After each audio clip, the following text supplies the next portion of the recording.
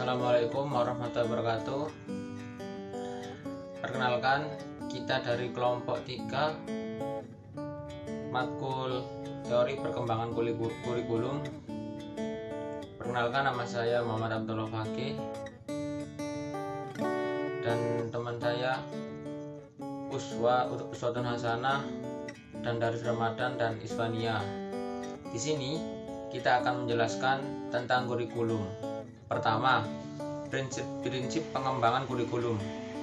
Kurikulum di Indonesia mengalami perubahan dari masa ke masa sesuai dengan perkembangan ilmu pengetahuan dan tuntutan dalam masyarakat. Penerapan prinsip pengembangan kurikulum salah satunya dijelaskan oleh Dr. Wina Sanjaya dalam kurikulum berbasis kompetensi, di mana dalam prinsip pengembangan ini juga memperhatikan beberapa aspek mendasar tentang karakteristik bangsa.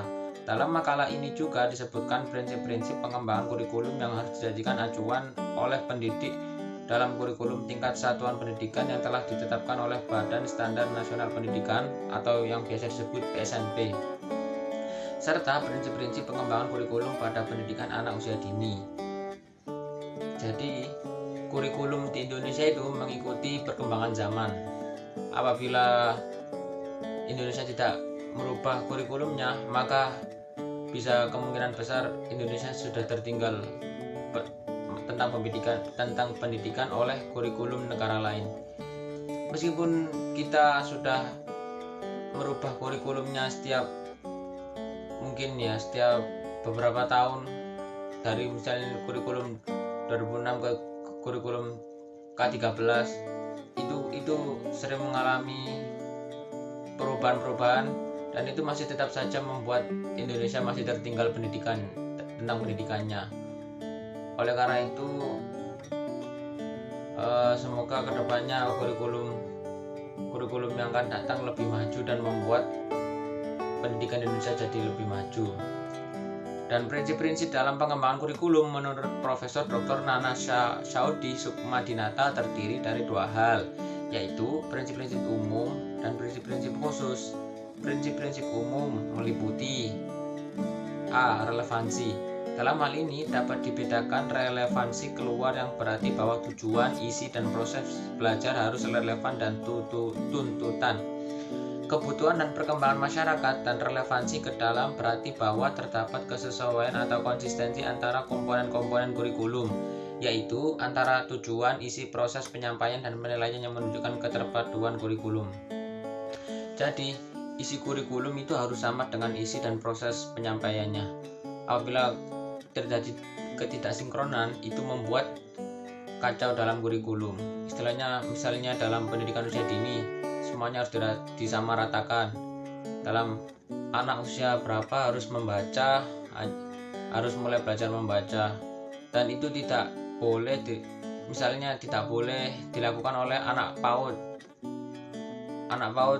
harus sudah belajar, dan anak TK itu harus sudah lebih ke atasnya lagi, mungkin latihan menghafal atau mungkin sesuatu yang lebih baik lah.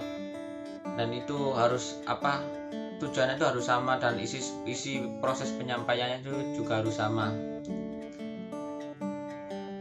Dan kurikulum ini harus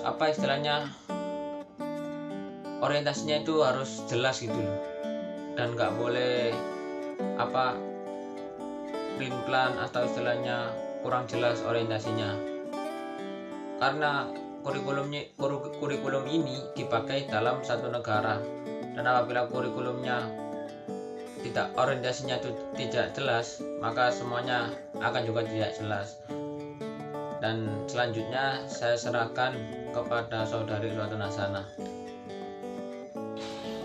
Halo, saya Uswatun Hasanah.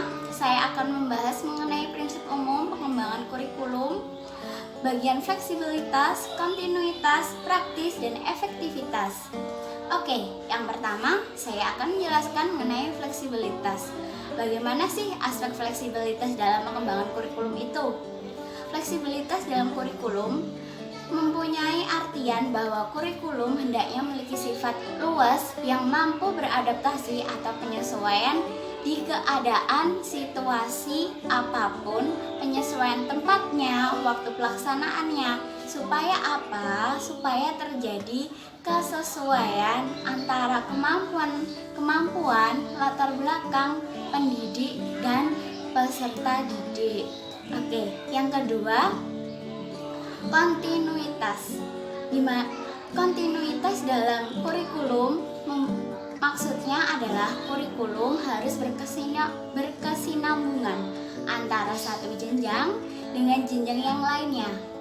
Misal contohnya gini, dari kelas 1 SD, kelas 2 SD dan seterusnya itu harus berkesinambungan. Kayak dari SD, SMP, SMA itu kurikulumnya juga harus ada berhubungan atau berkaitan. Serta juga antara pendidikan dan pekerjaan.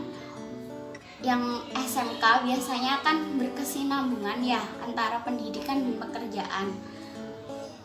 Terus antara program studi dengan program pendidikan harus berkesinambungan juga. Yang ketiga, praktis atau efisien.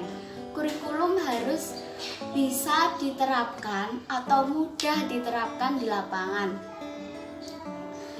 Jadi misal gini, kurikulum tersebut diterapkan di SD atau sekolah yang di daerah terpencil, daerah pelosok. Nah, itu harus bisa efektif di situ.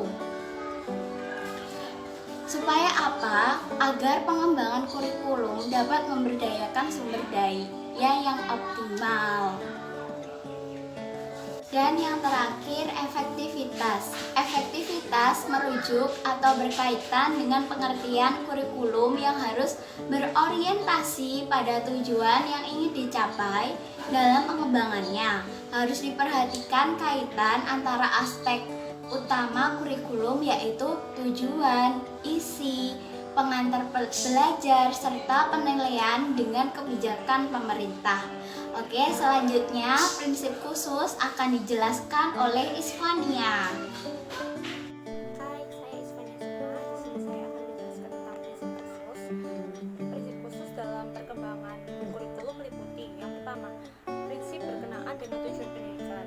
Tujuan pendidikan merupakan pusat dan arah semua kegiatan pendidikan, sehingga rumusan komponen pendidikan harus selalu mengacu pada tujuan pendidikan yang telah ditetapkan. Tujuan ini bersifat umum, yakni jangka panjang, jangka menengah, dan jangka pendek. Rumusannya bersumber pada yang pertama, ketentuan dan kebijakan pemerintah. Yang kedua, survei mengenai persepsi orang tua, survei mengenai persepsi masyarakat, maupun para ahli mengenai kebutuhan mereka. Yang ketiga, survei tentang manpower, pengalaman negara lain dalam menangani masalah yang sama, serta bagaimana penelitian yang dilakukannya. Kemudian yang kedua, prinsip berkenaan dengan pemilihan isi pendidikan. Kurikulum perlu mempertimbangkan beberapa hal, yakni yang pertama, penjabaran tujuan pendidikan ke dalam bentuk perbuatan hasil belajar yang khusus dan sederhana.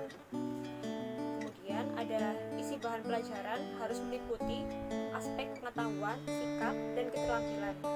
Kemudian yang ketiga, unit-unit kurikulum harus disusun dalam urutan yang logis dan sistematis. Dengan kata lain, belajar yang meningkatkan learning by doing, bukan hanya dengan learning by seeing and knowing. Apa sih maksudnya?